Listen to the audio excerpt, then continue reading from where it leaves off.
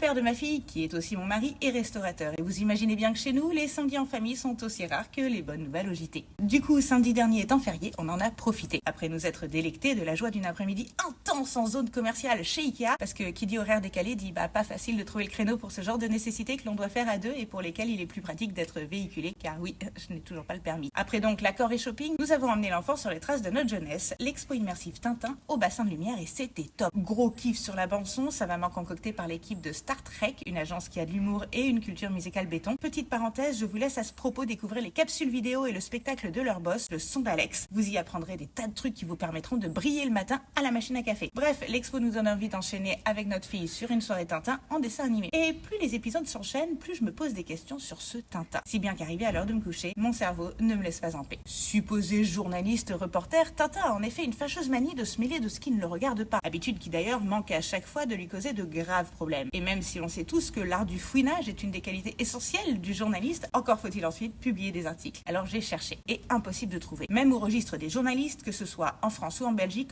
aucune trace d'un dénommé Tintin. Il n'aurait donc pas de carte de presse, soit il ne serait que stagiaire. Alors déjà, quand on sait qu'il est né le 10 janvier 1929, je veux bien, mais le syndrome de l'éternel étudiant, ça va 5 minutes. À pas loin de 100 ans, il serait temps de rentrer dans la vie active. Et puis, dans ce cas, de quoi donc vit-il? Je pose la question. Pas d'amour, désolé Tintin, mais outre le fait que l'on ne vous a jamais vu en couple, à côté de Beckham, vous ne faites pas le poids, soit on peut être attiré par votre houppette rousse, mais il suffit d'un peu d'eau pour qu'elle retombe, et la libido avec. Pas d'eau fraîche non plus, donc, et puis quoi qu'il arrive, ne restons pas trop longtemps sur la Lune, sur Terre, ça ne suffit pas. Mais alors, qui entretient Tintin? Il y a quelque chose de louche là-dessous. Je m'explique. Tintin, c'est absolument tout faire. Là où je suis encore incapable de conduire une voiture, Tintin sait piloter des avions, des bateaux, des sous-marins et même des fusées. Et n'oublions pas non plus qu'il est l'incarnation parfaite de la bonne action des intéressés. Honnêtement, vous en connaissez beaucoup, vous, des gens qui risqueraient leur vie pour sauver un Yeti sans contrepartie? C'est pour cette raison que je suis intimement persuadée que Tintin est un agent secret, payé par le gouvernement belge pour relever le niveau de leur police. Oui, parce que s'ils doivent compter sur Dupont et Dupont, le pays risquerait d'être plus connu pour ses criminels que pour ses frites et ferait les choux gras de faites entrer l'accusé. Tintin serait alors une sorte de James Bond, avec un nom qui fait moins vibrer certes, et un chien en guise de James Bond girl. Il ne serait qu'un imposteur. On m'aurait menti toute mon enfance. Scandale. Toujours est-il qu'il ne faut parfois pas chercher à tout comprendre. Finalement, Tintin n'est autre que le fruit de l'imagination d'un certain Georges Rémy, dit Hergé. D'ailleurs, Hergé,